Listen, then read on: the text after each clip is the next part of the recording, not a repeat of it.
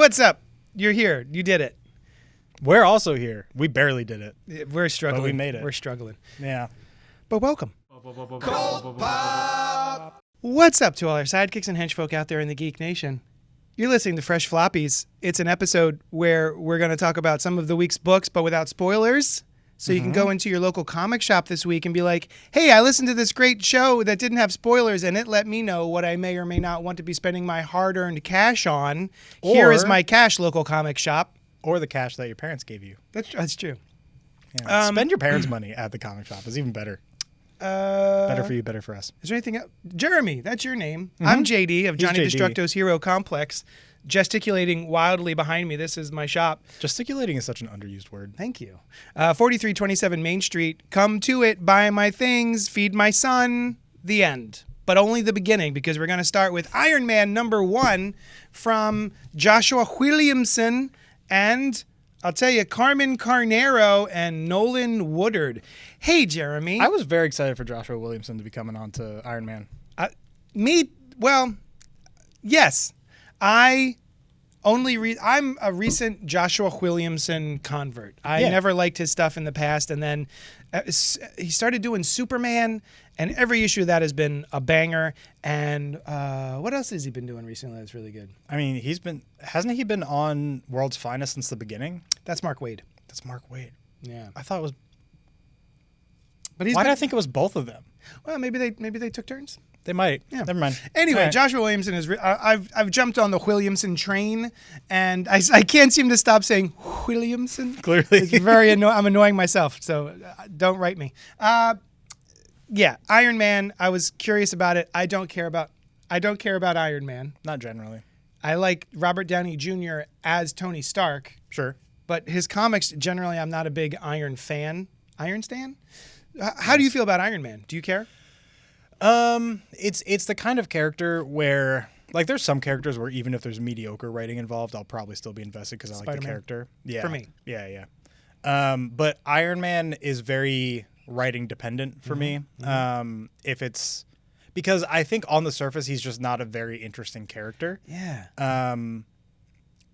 He's just like a simplified Batman. Not to be that guy. It's obviously not a one-to-one. Sure. I get that, but you know what? Since you've said that, it's a version of Batman, but without the mask, right? Yeah. Batman pretends to be Tony Stark to fool everyone into thinking he's not Batman.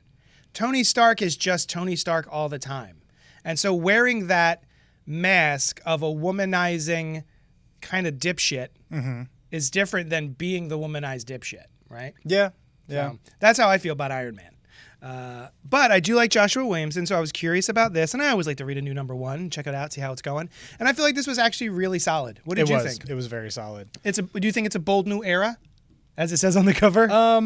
No, it just feels like another *1, which is fine. Yeah. It doesn't feel that bold. Although I will say, what am I trying to say? Take your time. We're not on a clock. We get a little bit of like a rundown of his history, which is interesting. In the very beginning, for a good reason. Someone's trying to recreate Tony Stark. Yes, yeah, for that, yeah. I don't think that's a spoiler. No. It's like the first couple pages. Yeah, first couple. Basically, there's baddies who are like, we need our own Tony Stark, and that's pretty much the crux of this. Yeah. So I think it's a really interesting way of telling the reader who this character is. Yeah. Through a different lens. Yeah. It's kind of neat. Yeah. No, it was cool. It was a good, like any #1, like, you know, it's nice for them to assume that somebody who's picking it up doesn't know anything. So giving some kind of context is very appreciated. Yeah. By the end, I did actually find myself mildly confused by a couple things. Oh, okay. But maybe I just missed something. Otherwise, I wasn't confused in a way where I didn't like it. I was just confused. Like, I would like to learn more, which I guess is a good thing. Yeah. Yeah, I liked it. Yeah, I liked it. I think it was pretty dang fresh. Yeah, I agree. We'll see if I stick with it.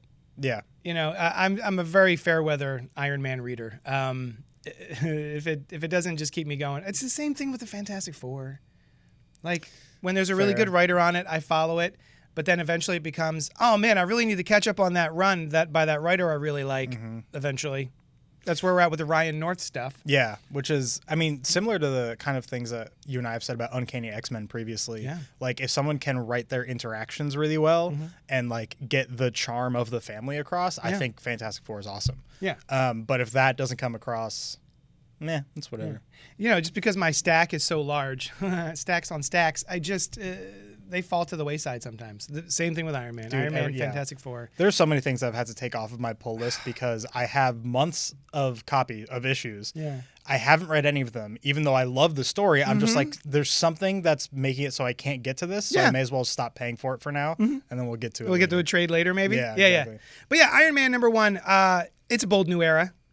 That's what they tell us. But it's pretty good. I recommend it if you're looking for some Iron Man to jump onto. I'll tell you what was better, though. It was. But yeah, you with me? Absolute Batman number 16, starring Wonder Woman. well, starring both Batman and Wonder That's Woman. true. Starring both. Guest starring Wonder Woman. And yeah, anyway. Who's that? Scott Snyder and Nick Dragotta? I believe Am so. I doing that correctly? Yep, you're right. Hey, speaking of books that I can't keep up with, I really want to keep up with this. Some stuff has happened to his buddies. Some of them are in the hospital. I'd missed that issue. Oh. Yeah. Yeah.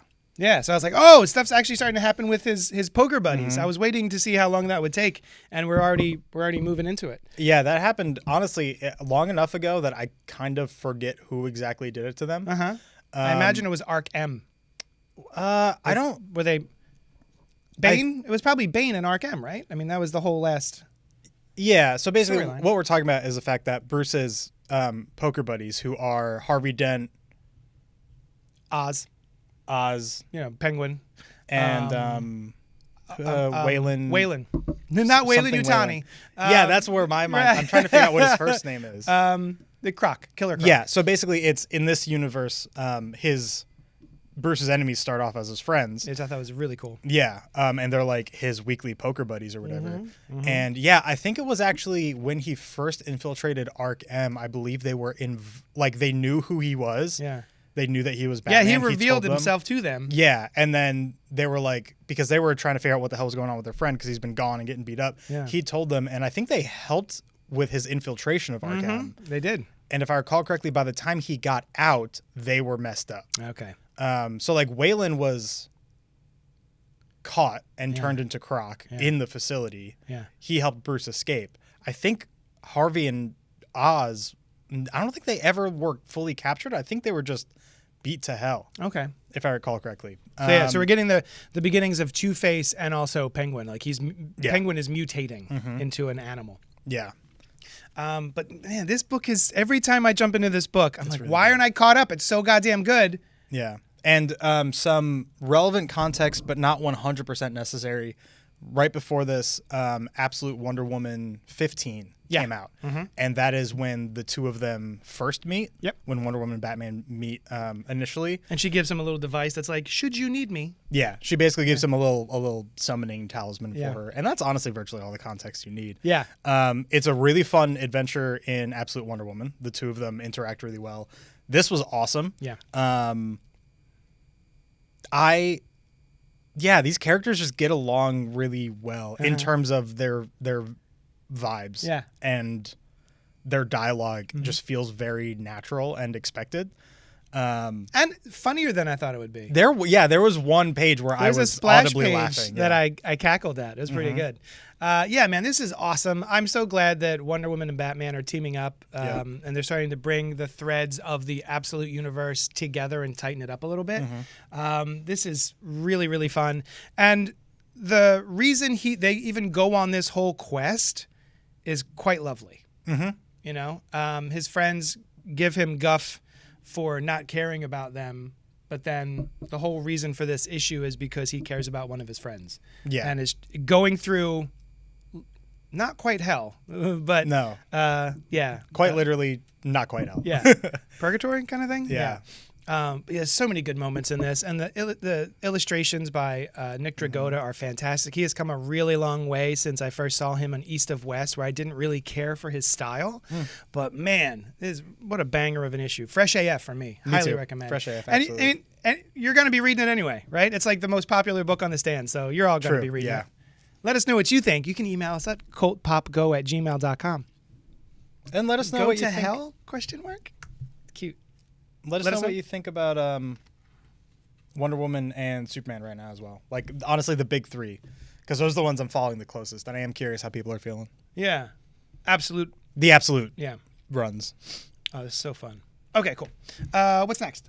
This is the next one I read, but I think we might be handling some of yours. No, we're doing yours. Do it. Great. So, Sorcerer Supreme... Number two, which I have not read. I haven't read issue 1 or 2, but this is by, I want to say, Steve Orlando and Bernard Chang.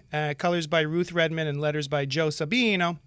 And for anyone who doesn't know, Orlando, Steve, has been writing the Scarlet Witch series for several years now. Oh, really? Many miniseries. There was it'll go Scarlet Witch, and then it'll take a break and come back as Scarlet Witch and the Vision, then go back to Scarlet Witch, then Scarlet Witch. I haven't been reading any of it. We get so many Scarlet Witch number ones. Yeah. It's Can't stop, won't stop, rebooting, and I don't know why. But are you reading any of them? I read one of them. One issue or one of the minis? No, most of one of the minis. I forget what it was called. I do think it might have been the one right before this because they referenced something from there. Okay. But in that story, it's her, and I want to say Marcy is her assistant's name. Yeah. Kat Dennings. Running a shop. Marcy. And they basically have a door in the Emporium in the shop that they run where basically anyone in the universe who's in need could just appear in it. And then they, help them. It was a little It's a cute setup. Yeah, it was a little Monster of the Week-esque in the sense of people who appeared would be different. And of course I had an underlying, A plot or whatever. Yeah. Or I guess that would be B plot. B plot, yeah. But so they do actually reference that door in this. So I do think these two things are relatively are in proximity to each other. It's not anyway. Yes, the short answer is yes. I read one of them. Because my question is: are the Scarlet Witch miniseries written as a miniseries, or is it like She-Hulk by Rainbow Rowell, where it went and then got canceled and then just restarted with the same writer and artist for no real reason other than, and it's just it felt like issue 13 as opposed to issue 1. Yeah, they definitely felt, at least what I was reading, by the time another number 1 came out, I was like, that doesn't seem needed. I hate that. They write it like a miniseries, drop it like a miniseries, and then do another miniseries. But oftentimes it feels like we just need to bump sales, so really this is issue 13, but we're just going to call it number 1. I mean, to the point that even when, on the current Fantastic Four run, Ryan North. Yep. Even on that number 1 issue, he had a whole page of clarifying, I promise this is necessary. There is a goal here. There's a reason we have a number 1. This is not just a random reboot. Did you ever find out what it was, what the reason was? I haven't read far enough yet. Oh, shit, me too. I also didn't read the series before it, so I couldn't confirm or deny. I only read some of it. Don't tell them, though. Okay. But this is Sorcerer Supreme. This is not Scarlet Witch. So hopefully this feels like a good jumping on point, number 1 and number 2. Yes. This is number 2. Number 1 came out about a month ago. We didn't cover it, but we wanted to catch up and figure out what's going on here. Basically, the crux of it is Scarlet Witch is now the Sorcerer Supreme. Did they explain how that happens? Yes. Because Doom was the Sorcerer Supreme during One World Under Doom, and then he pieced out. So my first complaint about these books is that, as is with any Marvel book that gets into magic, things get very dense very quickly. Oh, yeah. Throwing out a lot of names and realms and demons and concepts that I don't know and I'm not familiar with. However, we do... I don't necessarily want to spoil number 1, but by the end of number 1, we do figure out how she's become Sorcerer Supreme. Oh. We figure out... That's the story of her becoming the Sorcerer Supreme. Sort of. Kind of. Okay. All right. Yeah, Well, spoil it. I will say, like, through the first half to 2/3 of the issue, we don't really get an answer to it, not a straightforward one. Yeah. By the end, we understand what's happening. Awesome. And so far, effectively, number 1 and 2, their main focus is the fact that the way she became Sorcerer Supreme was unconventional. And there are a lot of people who don't approve of her being in that position, how she got into that position.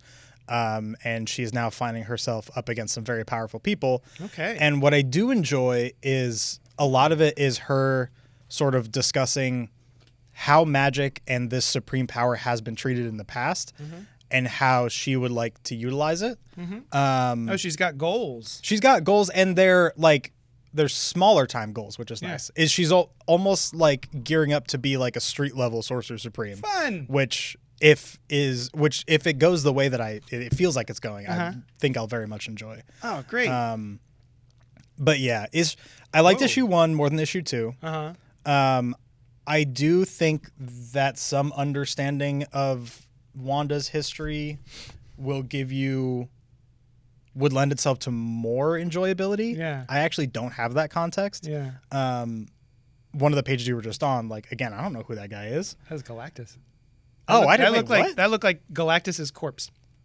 Which I don't think is not a surprise. That's what you were. Okay. That's why I was like, I see right? what you mean. Is that him? I'm talking about who this guy is. Oh, I don't know who that guy is. Okay, I don't know who cool. that guy is. Got it. He's a spoiler. I don't know. Galactus' corpse is actually as significant as I it guess sounds. it's not a spoiler. Not He's on the cover. Whoever this guy is. Oh, yeah. We don't. Someone tell us who that guy is, because we don't know. Email us at cultpopgo@gmail.com. Who's that guy? She's calling him Chthon, but I don't know who that is. He seems significant to her. Anyway, I would say if you like Wanda, if you like Scarlet Witch, I think so far it's fresh AF because it's very focused on her and her trying to, utilize these tools differently and also be a bit of a rebel and say, I don't care if you approve. I got this the way that I got this. Get him, girl. If you're not enthusiastic about her or you are lacking some context, I would say it's pretty fresh. Okay. There's a lot for me to learn. I'm hoping that it teaches me those things. Yeah. If it doesn't, in the next couple issues, I'll probably drop off. Okay. Yeah. Oh, nice. Look at that. That's nice. Yeah. I have yet to read a Steve Orlando book that really grabs me. But yeah. I'm always down to try. Same thing with Joshua Williamson. Like he was a guy that I never really cared about, and then all of a sudden I loved his work. So maybe this will be the one. There's something about Scarlet Witch that seems very cool to me. Like I want to like modern Scarlet, modern Wanda. I just haven't. They've all been written by Steve Orlando. See, it's almost the opposite of. Well, not quite the opposite, but similar to what we were saying about Iron Man, where like for him, he's very writing dependent because I don't really like his character. Yeah. I really like her character has a lot of depth to it and a lot of history. And but it's also writer dependent. Yeah. Right? And I'm it's very, the same, but from a different intrigued. Angle. Yeah. I need to find a Scarlet Witch series that's going to teach me. You know what I mean? Right. Like, sit you down, hold your hand. Well, I need to be just filled in. Here, keep going. Okay. I think might have a recommendation for you. he has a hunch. So yeah, if you have the knowledge, I think it's great. If you don't have the knowledge, I think you might have a couple points of confusion like I do. And I'm hoping it does hold my hand a little bit. Okay. Do you have one? So what I hear tell, the buzz around town, Philadelphia town, Scarlet Witch by James Robinson is apparently very, very good. So I would maybe check that out. There's a complete collection that's gone in and out of print for quite a while. And this is from 2016. It was a 15-issue run plus Doctor Strange: The Last Days of Magic by James Robinson. So this might be your ticket. Cool. You might want to try that out. I will probably walk out of that with it. That's a great cover. The cover is so good. Like, that's a poster. That's awesome. Anywhoomst. Great. I'm glad to hear that Scarlet Witch Sorcerer Supreme is off to a good start. I read something you didn't read. What was it? Did. Oh, I'll tell you. Hey, there's a show and it's also a video game and it's also a series of books. It was books first. It's first. also a comic book called The Witcher. This is another miniseries called Bloodstone, 1 of 4 from Dark Horse Comics by Daniel Freedman, Pius Back, Roman Titov, and Hassan Atsmani Elhau. What history, if any, Oh, that's a good cover too. Yeah. They're both good covers. They are very good covers. Oh man, with the negative space. Anyway, what history do you have, if any, with The Witcher? About 8 unfinished playthroughs of The Witcher 3 Wild Hunt. You've restarted it 8 times and never stuck with it very long. Why? I didn't love the mechanics of the game. Okay. It's a very widely loved game, so that is it's a whole thing, right? Like, yeah. It's a whole... it is an unpopular opinion not to love that game. I see the quality. I see what people enjoy. It just didn't stick with me. I am interested in the story of Witcher as a whole, though. Can you tell me, in less than 10 seconds, what's the Witcher's story? He is a Witcher. What is a Witcher? A monster hunter, effectively. Oh, he's just a monster hunter. Okay, basically, great. To my knowledge, it's basically just a collection of people who are Is he like a class? Like a bard? No. But there's like a Witcher who's a monster hunter. I think it's more of like a title from an organization type of thing. Like they're all like and they've got a coin of some sort or a necklace with a wolf on it or something. Yeah, they've got a whole thing. As you can tell, neither of us are very knowledgeable about The Witcher as a whole, but effectively, to my knowledge, goes around and fights monsters for money. Like effectively just a mercenary. Okay, for great. monsters. That's what I got from this. Wonderful. I'm glad I was picking up what it was putting down. Witcher Bloodstone is another miniseries. They've been doing a bunch of miniseries, as opposed to, I think, with Scarlet Witch, which we were just talking about. These make more sense. This is a 4-issue story, which I feel like, in the classic kind of man with no name, goes into a town, helps them with a monster, pieces out, right? It's very Maybe probably gruff has sex wanderer. with a woman and Naturally, then leaves, right? Yeah. And that's exactly what you get here. This is, I assume, par for the course. He wanders into town. They have I think they've hired him to hunt down a monster, and he's like, this guy just seems like he died from poison. Not everybody who dies is killed by a monster. And I'm also gathering he does not hunt humans. Like, if you got a human problem, that's for, like, I don't know, your constable or something. I'm a Witcher. I will hunt your monster. But if it's a dude, you're kind of on your own. Yeah. From what I know, he's like... Why do I keep showing you that? If someone is a bad person and is in his way, I don't think he's going to normally hesitate. Yeah, he'll carve through him. Yeah, but he's not taking hits on people. It's more of this town has a problem. Let's solve it. A monster problem. This was great. Good. Really? Yeah, this was great. Awesome. If you're looking for a monster of the week, you could do worse than The Witcher Bloodstone. This is off to a great start. It is exactly what you probably expect it to be if you're a Witcher fan. And even without knowledge and context, you were into it? Yeah. Hell yeah. Yeah. Love that. It feels a little bit like kind of like a Hellboy story, because he's another guy who deals with monsters. Man of few words, this Witcher. Absolutely. But how does that translate to comic book? Great. You get all you need, really. Nice. Yeah, he's not silent. He's not the man with no name who just doesn't talk, right? He's not like I mean, if art's good enough, that could still work. But. Yeah, and also the storytelling, the artistic storytelling by Pius is very good. Also kind of has a... I see titties. Excuse me. This is a family show. Oh. He meant breasts. Okay. Well, I guess it's not a family book. We should probably put that out there. It's not a family book. There's breasts. But yeah, this is really, really fun. And then something happens at the end, which is an interesting little mystery that I didn't see coming. And hopefully we will solve that. But yeah, it's a bloody good book. Is it actually bloody? Yeah, there's nice. blood. There's some blood. Good. Cool. I'm glad you enjoyed it. Honestly, this is one of those things where I was looking at our stack of books this week. I went, all right, we've got Marvel, we've got DC. We should grab an indie book. I don't give a rat's patootie about The Witcher, but I've seen a couple episodes of the show with Cavill, and I think it's fine. Yeah. I guess he's been replaced, eh? Yeah, I forget who, but somebody else. Because they weren't being witchery enough. He was like, he seems to really like the Witcher mythos and the lore, and he was like, you all are effing this up, I'm out. Yeah. Which I really respect. I seem to recall that being the story. Like, the whole reason, from my understanding, the whole reason the show even exists is because he was such a big fan. And being Superman, it felt like he had a lot of pull. They were just like, we should make this show, and I want to be the Witcher, but you're fucking it up. I'm out. That's awesome. So yeah, this is great. Recommended. I kind of want to play the game. Do it. What's it on? Everything.